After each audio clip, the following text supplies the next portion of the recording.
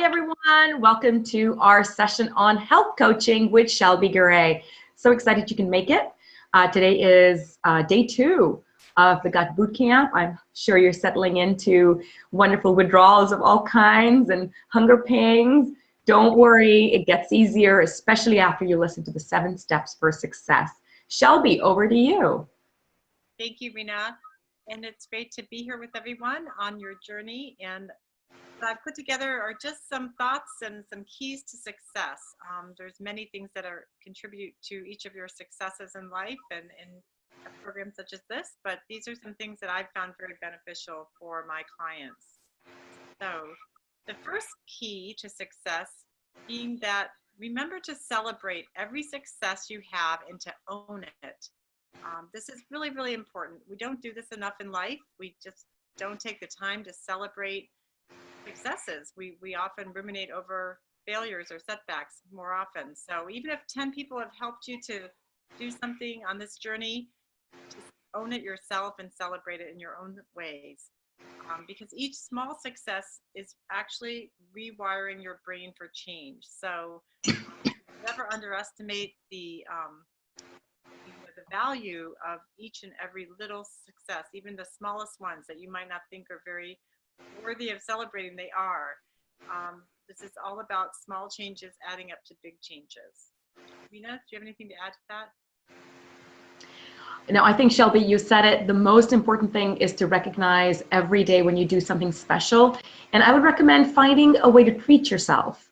And I know this is an elimination diet program and you program, and so you're thinking, well, how am I going to treat myself when you've taken away all my yummy things like alcohol and caffeine? But there really are wonderful ways to treat yourself. We call it Heal Zone.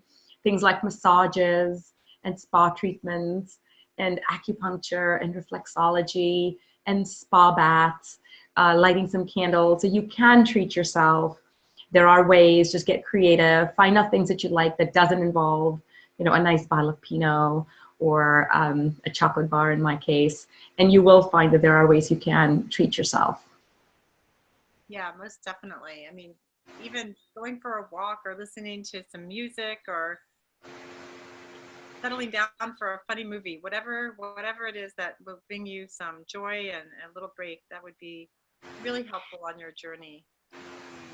The second key to success is to practice self-compassion and self-care. This is really, really important.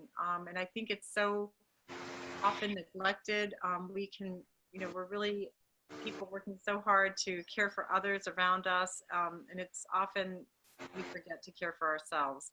And so it's really important to remember to be kind to yourself, treat yourself as you would other people. So don't beat yourself up for not being perfect, and really try to let go of that whole idea of perfectionism, because it really doesn't. And forgive yourself for doing less than you might have attended. We all have goals in this program, but just if you fall short of a goal, don't beat yourself up. Be compassionate to yourself, and as I said, forgiving, because forgiveness is truly healing to our body in many different ways, down to the cellular level. Rena, anything to add to that? Yeah, you're so right. We tend to be really hard on ourselves, especially when we're trying to make changes and they don't work the first time. We get discouraged, we get down on ourselves, and we say, well, this is not going to work. I'm not even going to bother trying. And I heard a wonderful quote which said that success is nothing more than a bunch of failures that didn't make you turn back. And I love that. So I wouldn't even say it's a failure. You tried something. So let's take no snacking, right, in this program. No snacking, only 2 meals ideally. Maybe a third meal is just a heavy chai milk tea. So let's say you're having a hard time with that, right? Let's say you had your lunch and now it's 3 and you're starving, and you reach out and you have, let's say in my case, a cookie. So you're going to say, oh my God, I can't believe I had a cookie 10 minutes after you ate the cookie, of course, because while you're eating the cookie, you're really happy you're doing it. Excuse me. And then you're going to have to make a decision. Are you going to continue the program despite the fact that you had a cookie at 3 when you really shouldn't have? Or are you going to say, well, I just don't have the willpower. I just can't do this. And success comes from not giving up. Success comes from saying, oh, well, that was just one time. I'm going to try again. I'm going to try no snacking as of right now. So my suggestion to you is anytime you fall into not following the program completely, meaning eating something that's on the elimination list or snacking or sleeping at 1 a.m., don't beat yourself up on it, exactly like Shelby said. Say, well, that's today. Tomorrow is going to be better, and I'm going to be better prepped for it. And then go back and go, why did I get hungry? What did I not eat enough of? What did I not get enough fat in me? Did I not eat enough quality? Did I not eat enough quantity? Because those are the three things that make us hungry. You didn't get quality food. You didn't get nutrition. You didn't get enough quantity. Your body needs more, and you're maybe on a diet, which, as we mentioned, this is not, because you can't be on a diet and be healing at the same time.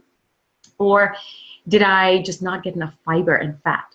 So instead of beating yourself up, go, so I got hungry and I ate. Why was that, right? Go into the science behind it. Try to take a moment, think through, and of course, forgive yourself. But that's the success. The key to success is when you make something, when you fail or you make a mistake, don't ever give up. Just keep going. Get up and keep going. Great. Thank you, Rena.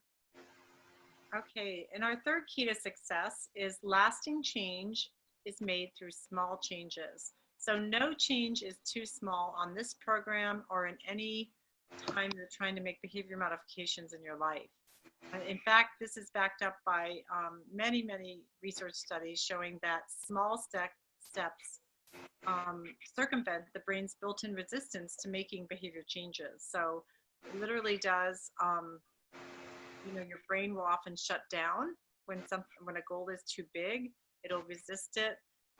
So the best way to make lasting change is to start with very small steps. So you might ask yourself, what is a baby step that would take me one step further on my journey, what I'm trying to do? Or what can I easily say yes to? Don't underestimate that power of a very small baby step. They will add up to big changes. What a great point, Shelby. Sometimes we feel if we don't do everything at the same time, or we don't make big changes, that it's just not worth the program. The reality is, if you've ever read Malcolm Gladwell's Tipping Point, it's tiny, tiny changes like sleeping at 10 instead of 10:30, or doing a 2-minute meditation versus not doing a 2-minute meditation. It could be literally that one tiny change that creates a sea change in your body. Our bodies are very, very finely tuned and very sensitive to even the minor changes, even though we don't realize that. So during this program, we're asking you to make a lot of different changes, but we're also powering you to decide what changes to make. And to Shelby's point, depending on how comfortable you are, whether you've done a program like this before or not, if this is your first time, pick 1 or 2 heal zone changes and just do them for 14 days. You don't have to pick a new heal zone for every single day. You just pick 1 or 2 and you just do them the entire week or 2 weeks. For example, you just do a self-massage. You just say, you know what, that's the one thing I'm going to do. I'm going to do a self-massage before my shower every day. Or I'm going to do an Epsom salt bath with candles and soft music in the evenings. So little tiny changes can make significant impact to your life. Just keep that in mind. And be proud of those tiny changes you make. Sometimes we tend to appreciate the little things we do. Appreciate those little things. Yeah, absolutely, and celebrate those. This always brings to mind to me something that my own daughter did. She was trying to start running, and a lot of people I know who try to start running, they start out and thinking they have to go out and run 2 or 3 miles at a time. And they might do that for a couple days or a short while, but before they know it, it's just too tiring and exhausting because they haven't built up that stamina. Well, my daughter set up her own program, and she just literally would come home from school in high school and she would go out for 1/8 of a mile and turn back. And then she would do that until she felt comfortable. And at some point she'd go out for 1/4 of a mile. She'd go a little further. And would come back. I mean, she'd be back home in 10 minutes often. And then she'd go out for a little longer, a half mile. And this went on over a period of weeks. I mean, she took it really slowly, but the thing was she was consistent. And before you know it, she was running the 3-mile loop in our neighborhood with ease. And she was doing it every day, and she was staying consistent. And then she literally ran a half marathon, you know, in Wow. 6 or 7 months. And a lot of people, you know, might have said, why is she going out there and just running for such a short amount of time? Like, what's the value in that? And there was so much value in that. And really, I think, trained her brain, you know, to just feel comfortable and to comfortable with this, you know, the whole change that she was trying to do. And she enjoyed the process rather than it being exhausting and frustrating. And she was feeling good, you know, just getting out there and releasing some stress after school every day. So anyhow, just never underestimate that power of a small step, which is shown in this quote here, where Neem Calloway says, sometimes the smallest step in the right direction ends up being the biggest step of your life. Tiptoe if you must, but take a step. And joining this program, you've taken that step. So be very proud of yourself for making that commitment. Yes, definitely. Okay, and our fourth key to success is don't give up if you hit resistance. So we were talking about this a little earlier when we were talking about self-compassion and forgiving ourselves and not beating ourselves up. And we can't really emphasize this enough because success is rarely linear. When we're trying to make behavior changes, it's actually less than 10% of people can make a decision to make a change and then stick with it. There's something called recycling when we're trying to make change, where we might take, you know, a step or 2 or 3 steps forward, and then we might go back. But then, you know, the key is to keep moving forward, you know, not getting thrown back all the way when you hit resistance. So a big goal is really, again, related to the brain, is to bypass fear. Fear can be a big obstacle in making changes because our brain doesn't react well to fear, and it really does shut down. So you know, make your goals, like we were saying, smaller, and then you will build on them. Be forgiving to yourself, as we've been talking about, and look at setbacks as wonderful learning opportunities. Rena was talking about this earlier, and setbacks, failures, I mean, people have a negative connotation of the word failure. I think it's something to be embraced. You know, setback or failures are just opportunities for us to learn something about what happened and go forward and maybe make it better. So, and always remember that tomorrow is a new day, and you can always start right there where you left off. You know, Shelby, I heard a quote once which said, failure is only when you stop. So if you don't stop, you haven't failed. And I thought that was a very insightful quote, because really the key to success is to get up when you hit a roadblock or when you do a misstep and you keep going. That's success. And that's, by the way, applicable in every aspect of your life. It's applicable if you're a business owner, if you're an employee, if you're a mother.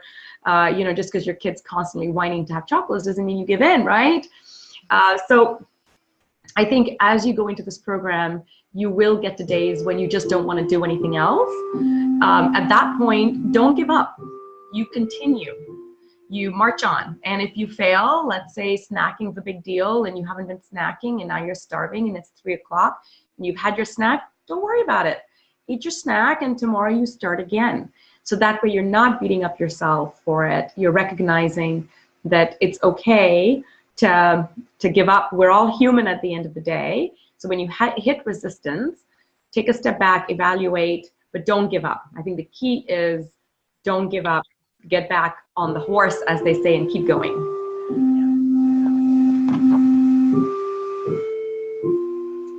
Okay, our fifth key to success is to listen to your body, because you know your body best. And this is really, really true. Nobody knows you like you do. Often, though, in our very busy, distracting culture, it's easy to get distracted and not always tune into our body.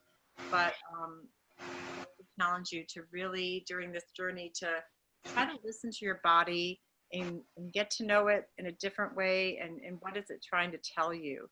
So some things to maybe ask yourself are, when do you feel well, or when do you feel at your best?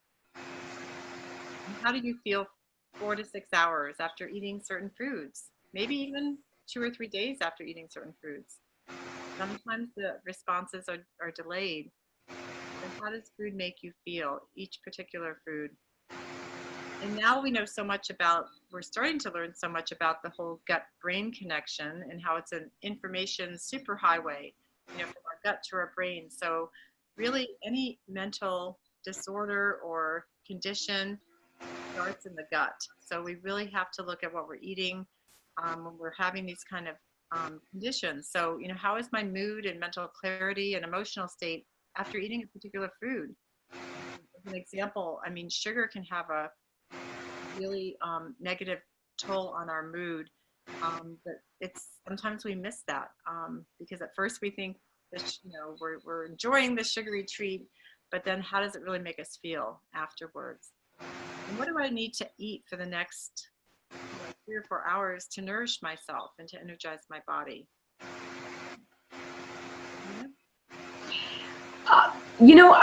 Shelby, this is such a great one in terms of listening to our body. None of us are trained to listen to our body. We are bombarded on a daily basis with the media telling us what to do. There's always a new diet. There's, keto is hot, and then paleo and SCD diet. There's so many diets out there, and there's so many people telling you coffee is good for you, wine's good for you, and it gets so confusing that we really don't have time to just be quiet and listen to how our body feels. Like you said, track 4 hours after you eat. Do you feel energized and awake and good? Or do you feel kind of bloaty and gassy? And do you feel tired? Those are symptoms your body is telling you that what you ate didn't work or did work. And what I found, Shelby, that works the best is actually writing in a journal. I realized that my brain could not be trusted. And so the only way this would work is if you actually write down at meals, what time did you eat? What did you eat? Because also, as Dr. Eric had said on our kickoff call, sometimes it can take up to 3 days for a particular food to have a reaction. So writing down makes it easy to listen and remember. And so if you haven't downloaded and printed the Heal Journal, please go to the site and do that. It's so easy to print. Keep it with you. It's so easy to use. We're already getting positive feedback on that. Or grab your phone, right? Open up the notes tab, open up the calendar. Again, don't have to make it complicated. Just get on your calendar and make some notes. At 12 p.m. I ate this, and this is how I feel. But make listening to your body a priority. Yeah, great. Thank you, Rena. So important. I love that Heal Journal.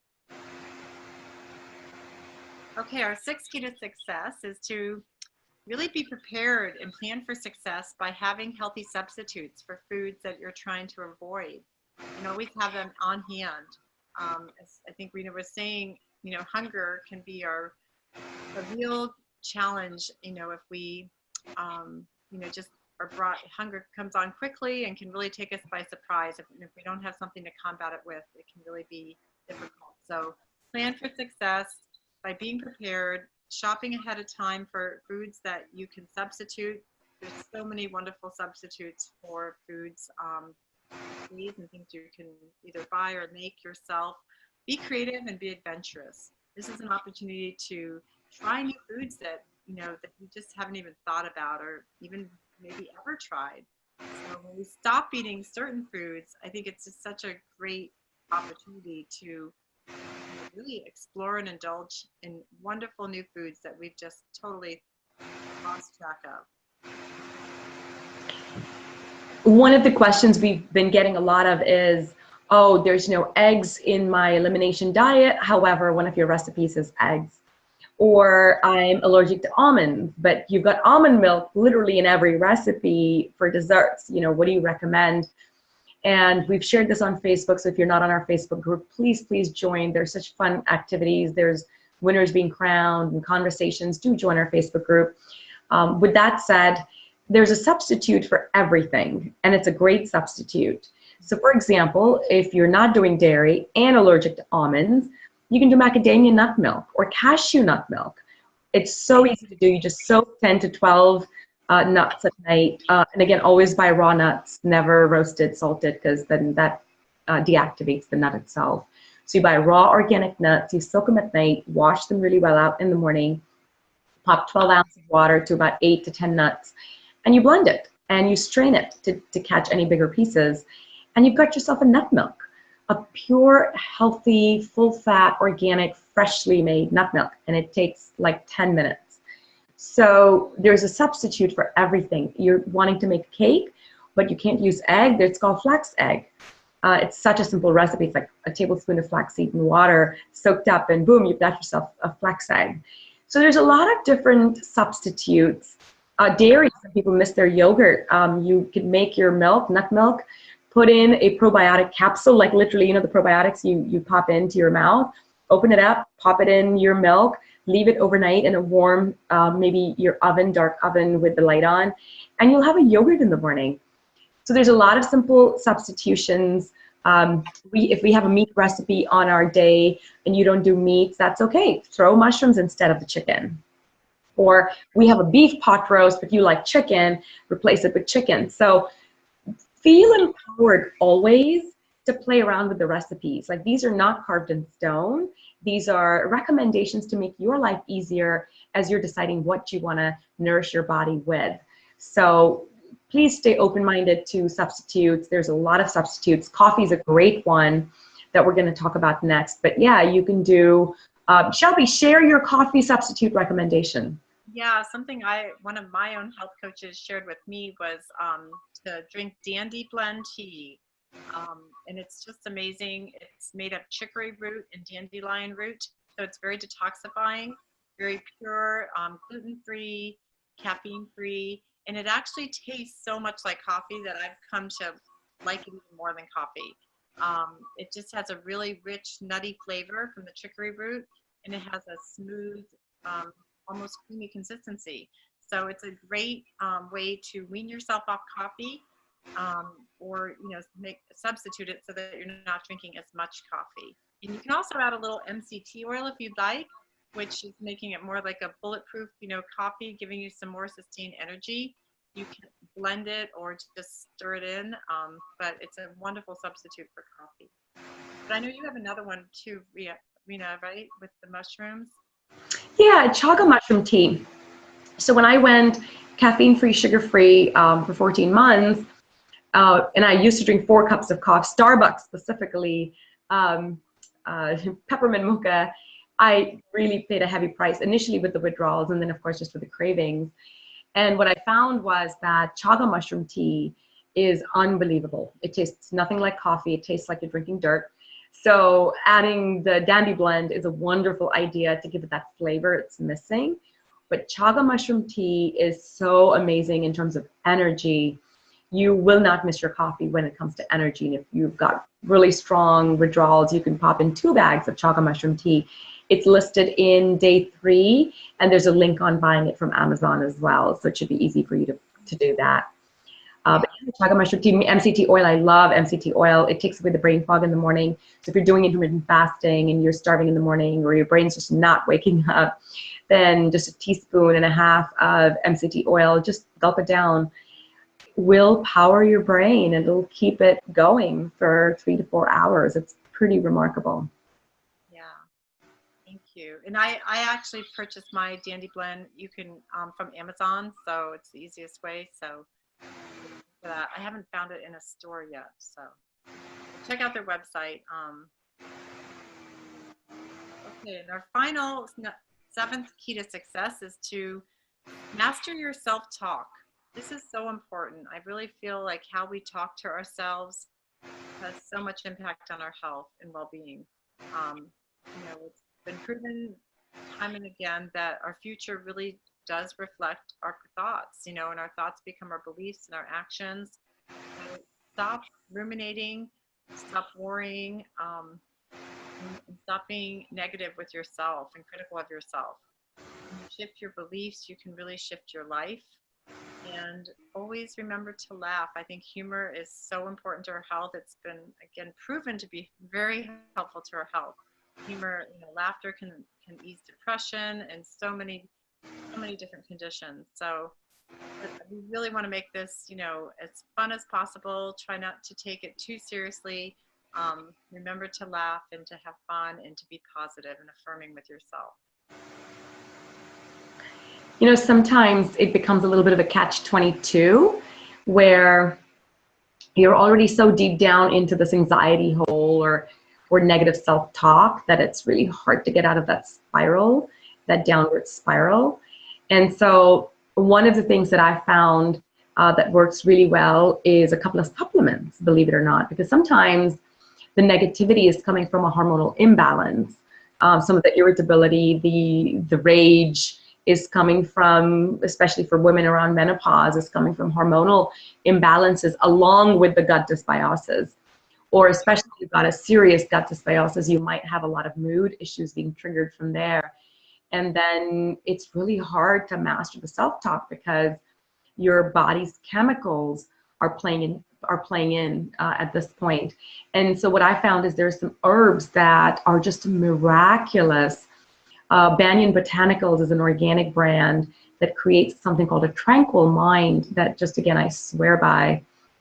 It's within 15 minutes of taking that, it just half a pill, in fact, for me, it just instantly shuts everything down and it brings me back to center, especially because I've gone through menopause. So I've firsthand experienced the joys of menopausal drama, or I call it the menopause rocky road. It's like, what bumps am I going to see today on my little menopausal rocky road? I'm a year out of it, so it's so much easier now.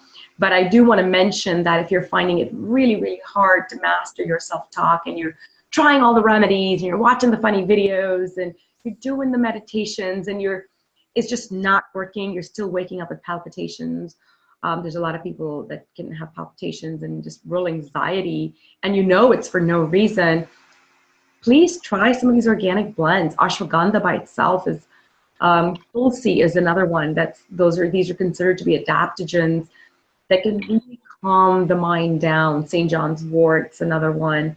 So take a look at reading supplements to see the Banyan Botanicals Tranquil Mind after having tried thousands of supplements, and I am not exaggerating. 90% of them didn't work. The ones that did work are the ones that I've put and I've shared, and the one that I'm still on is the Tranquil Mind. And I take it at night to actually sleep through the night without waking up even once. So just stay open-minded to alternatives if you're having a really, really hard time staying on top of your self-talk. Great, thank you, Rena. And here's just a quote from Buddha. Your worst enemy cannot harm you as much as your own unguarded thoughts. So, practicing kindness toward yourself, what you say and think.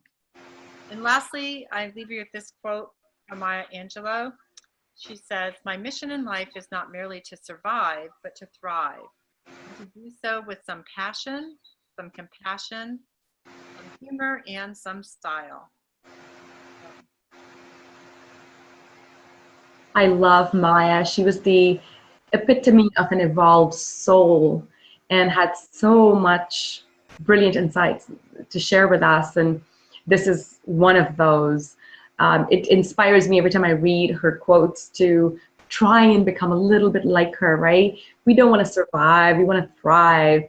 We don't want to suffer with all those gut issues. We want to put them behind us so we can get on with living to our best abilities, living an amazingly joyous life, going and eating outside, not worrying about what we're eating. I just had a little chocolate piece of cake because it's my daughter's birthday tomorrow evening, and we had some extra cake from last night, and I've had no reaction. So you want to get to a point where you can enjoy just the little pleasures of life. And whatever we have to do for 14 days, 28 days, in my case, 14 months, is nothing. It's a blip. It's nothing if you can get to that place where you're thriving and not just surviving on a day-to-day basis and watching everything you eat and stressing out about how your body's going to react or looking for where the closest bathroom is. So keep that in mind. Have your bigger vision for your life, right? Be committed to a life that's free of gut issues, because that's where it starts. All starts up here.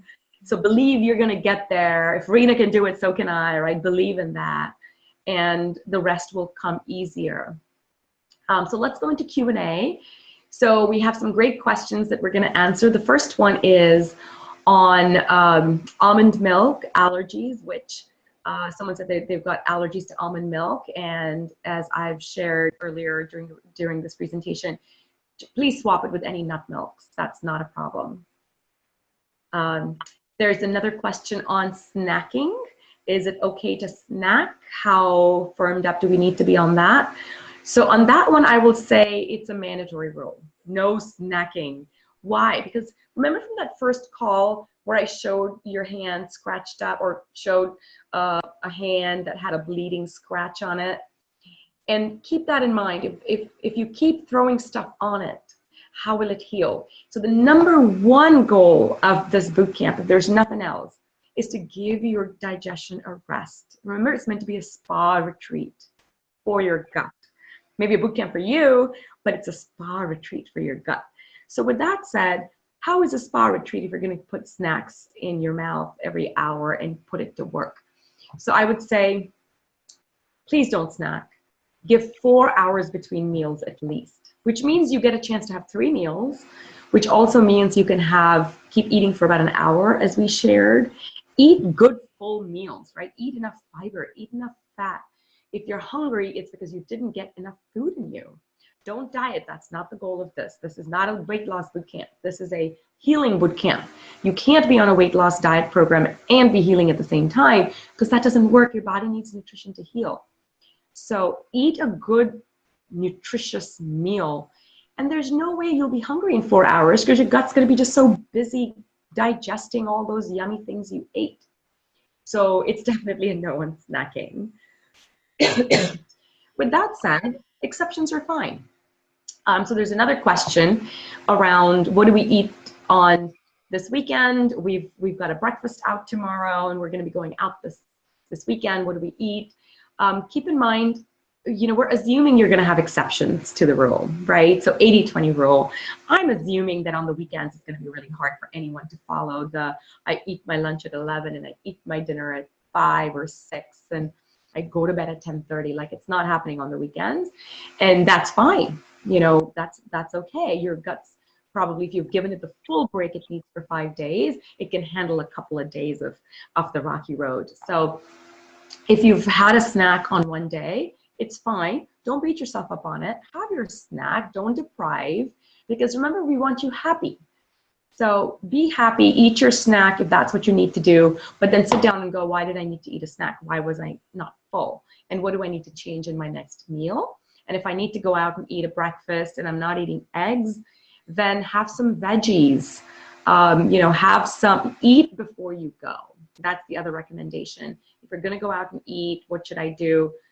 Eat something nutritious before you go. So maybe you've eaten 80% of your meal at home and you'll eat only 20% of your meal out. So you're still eating as a social experience, but you'll eat healthier. Like, maybe you'll order a bunch of sides. You'll order a side of spinach and a side of carrots and some quinoa or some rice, and maybe some chicken, and that's a good meal.